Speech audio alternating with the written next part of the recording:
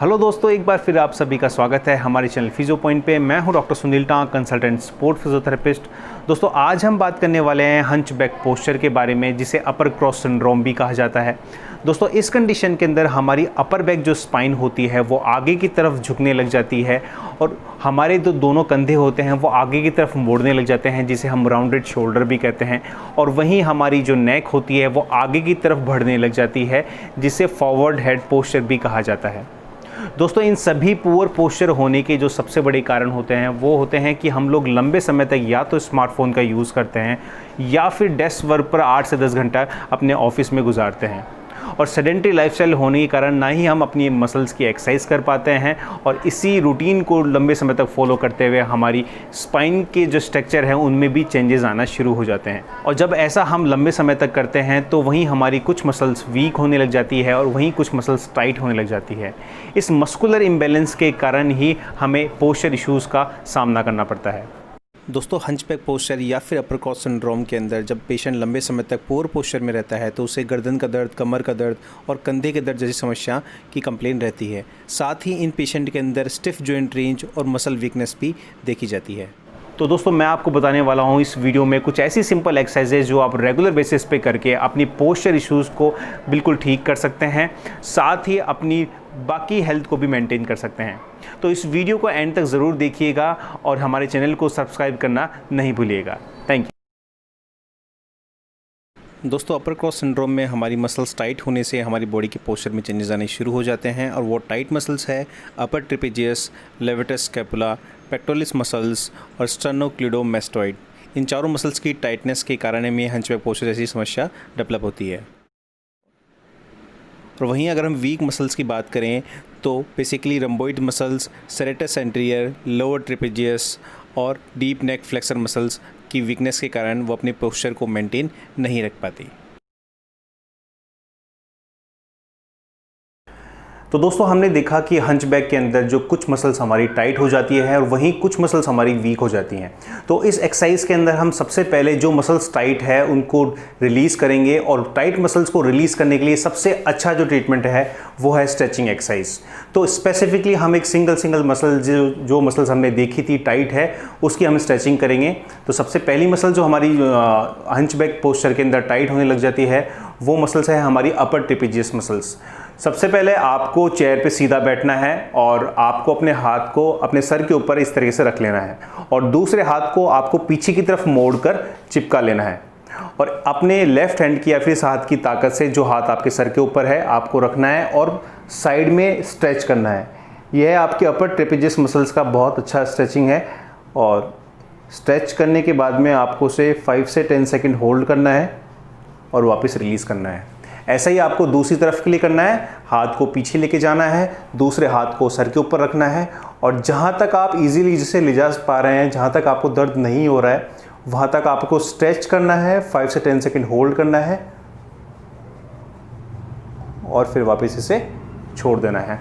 आपको दोनों साइड के लिए 10-10 रिपीटेशन करने हैं। रेगुलर जब आप इस एक्सरसाइज को करेंगे तो आपकी जो अपर ट्रेपेजियस मसल्स टाइट होती है वो रिलीज होगी। तो दोस्तों, हमारी जो दूसरी मसल जो हंचबैक में टाइट होती है वो है लेवेटस स्कैपुलाई मसल और इस मसल्स को हम कैसे स्ट्रेच करते हैं वो देखिए आप। आपको अपने हाथ को बिल्कुल सर के पीछे की तरफ रखना है।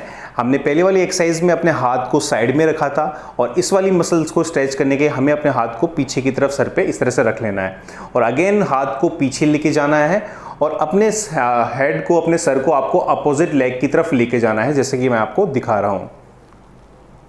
आप इसको जितना नीचे ले जा सकते हैं उतना नीचे लेके जाना है, 5 से 10 सेकेंड होल्ड करना है और वापस ऊपर लेके आना है।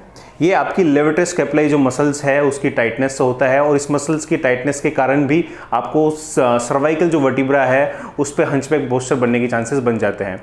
तो इसको स्ट्रेच करने के लिए वापस आपको हाथ को पीछे रखना है, अपनी बॉडी को बिल्कुल स्ट्रेट रखना है। ऐसा नहीं कि आप एक्सरसाइज के साथ नीचे की तरफ झुक रहे हैं, आपको बिल्कुल स्ट्रेट रहना है, हाथ को सर के पीछे रखना है और सर को थोड़ा सा लेफ्ट में टिल्ट करते हुए नीचे की तरफ लेके जाना है।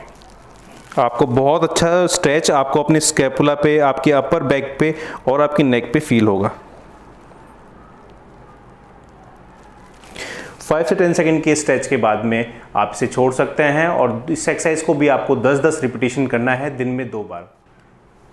तो दोस्तों तीसरी जो हमारी मसल्स टाइट होती है हंचबैक पोस्चर के अंदर या फॉरवर्ड हेड पोस्चर के अंदर, वो होती है स्टर्नोक्लीडोमास्टोइड। जो मसल्स आपकी साइड की मसल्स आप फील कर सकते हैं।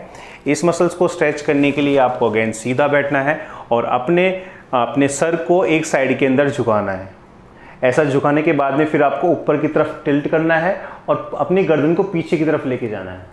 इससे आपको पूरा स्ट्रेच आपको अपनी इस मसल पे फील होगा। इसको 5 से 10 सेकंड होल्ड करना है और वापस छोड़ना है। मैं आपको फिर दिखा रहा हूँ, ये बिल्कुल स्टेप में अपने को करना है। सबसे पहले अपने को अपनी गर्दन को साइड में लेके जाना है और फिर इसको हल्का सा रोटेट करना है और उसके बाद में पीछे की तरफ लेके जाना है। आपको पूरा स्टर्नोक्लीडोमास्टोइड मसल्स है उसमें पूरा स्ट्रेच फील होगा। आपको अपनी ईयर के पीछे से लेके और आपके क्लेविकल के फ्रंट तक, जहाँ पे इसका ओरिजिन और इंसेशन होता है, वहाँ पे एक अच्छा स्ट्रेच फील होगा। इस एक्सरसाइज को भी आप दिन में 2 बार कर सकते हैं। इन सभी मसल्स की एक्सरसाइज में आपको विशेष ध्यान रखना है कि अगर आपको कोई एक्सरसाइज करते हुए पेन होता है या फिर आपको वो अनकंफर्टेबल होता है उस एक्सरसाइज को करना, तो आप इस एक्सरसाइज की रिपीटेशन कम कर दें या फिर जो फोर्स आप अप्लाई कर रहे हैं उस फोर्स को भी आप कम कर सकते हैं। दोस्तों हमारी आखिरी मसल जो है जो हंचबैक पोस्चर के अंदर टाइट होने लग जाती है, वो मसल्स है पेक्टोरल मसल्स और ये मसल्स होती है आपकी चेस्ट की मसल्स। जब ये मसल्स टाइट होती है तो आपके शोल्डर दोनों आगे की तरफ झुकने लग जाते हैं क्योंकि इस मसल की शॉर्टनिंग आना शुरू हो जाती है। तो इस मसल्स को आप कैसे स्ट्रेच कर सकते हैं, उसके लिए आपको अपने घर के दरवाजे पे इस तरह से खड़ा होना है और दोनों हाथों को अपने दरवाजे में इस तरह से अटका लेना है और अपनी बॉडी को आगे की तरफ लेके जाना है। और इसमें बहुत अच्छा स्ट्रेच आपको अपने दोनों चेस्ट की मसल, पेक्टोरल मसल पे फील होगा। आपको उसे 5 से 10 सेकंड होल्ड करना है और वापस पीछे आना है। अगेन आपको आगे की तरफ पूरा लेके जाना है, जितना आगे आप ले आ सकते हैं, जहाँ तक आपको स्ट्रेच बहुत अच्छा फील हो और आपको पेन भी ना रहे, उस वाली पोजीशन में आपको आना है। 5 से 10 सेकंड इसको होल्ड करना है और वापस धीरे धीरे पीछे लेके जाना है। आप चाहें तो इस एक्सरसाइज को सिंगल भी हैंड से भी कर सकते हैं। अपने एक हाथ को आगे रखें और पैर को धीरे धीरे आगे लेके जाएं। आपको जो कन्वीनियंट लगता है, जो आपको इजी लगता है करने में, आप उस हिसाब से इस एक्सरसाइज को कर सकते हैं। इसमें आपकी पेक्टोरल मसल्स पे पूरा स्ट्रेच आपको फील होगा। 10 सेकंड आपको इसको होल्ड करना है और वापस छोड़ देना है।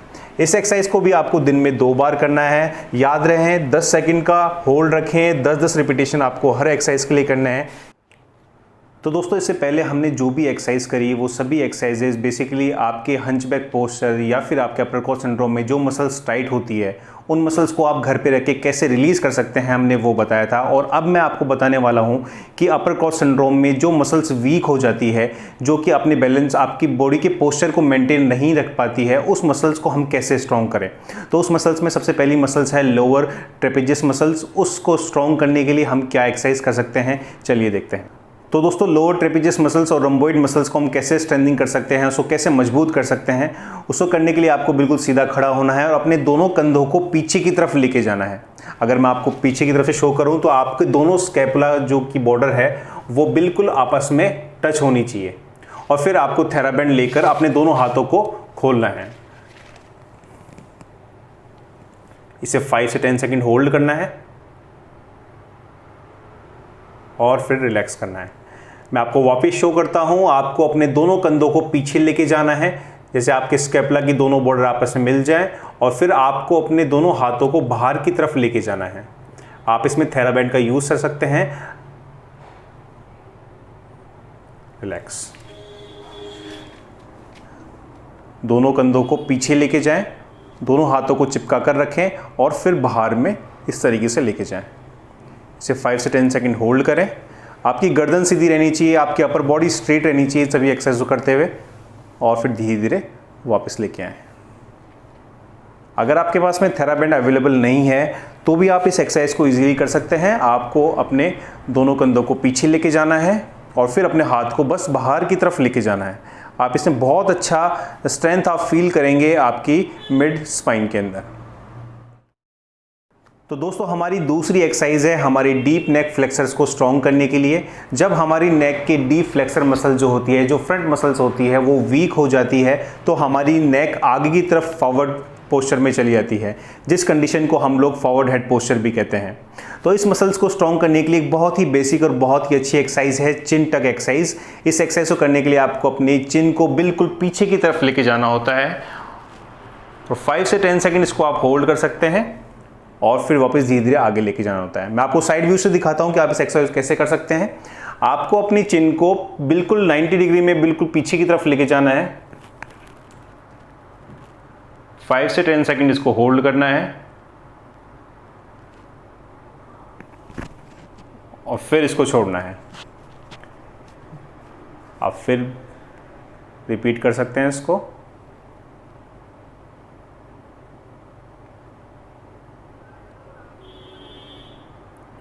और रिलैक्स। इस एक्सरसाइज को भी आप दिन में 2 बार रिपीट कर सकते हैं 10-10 रिपीटेशन के साथ में। दोस्तों हमारी आखिरी एक्सरसाइज के लिए आपको ज़मीन पे उल्टा लेटना है और अपने बॉडी के अपर पार्ट को थोड़ा सा ऊपर उठाना है और दोनों हाथ को पीछे की तरफ और फिर सीधा आगे की तरफ लेकर जाना है। ये एक्सरसाइज बेसिकली हमारी रम्बॉइड मसल्स, लोअर ट्रेपेजियस और सेरेटस एंटीरियर तीनों के लिए एक अच्छा वर्कआउट है। ये कंबाइंड मसल एक्सरसाइज है। इसको करने से आपको काफ़ी अच्छा स्ट्रेंथ फील होगा आपकी अपर बैक स्पाइन के अंदर। इस एक्सरसाइज के भी रिपीटेशन आप 10 बार रिपीट करें और फिर बीच में आप रेस्ट ले सकते हैं। उम्मीद करता हूँ दोस्तों आप सभी को हमारा वीडियो अच्छा लगा होगा। प्लीज़ चैनल को लाइक, सब्सक्राइब और शेयर करना ना भूलें। Thank you.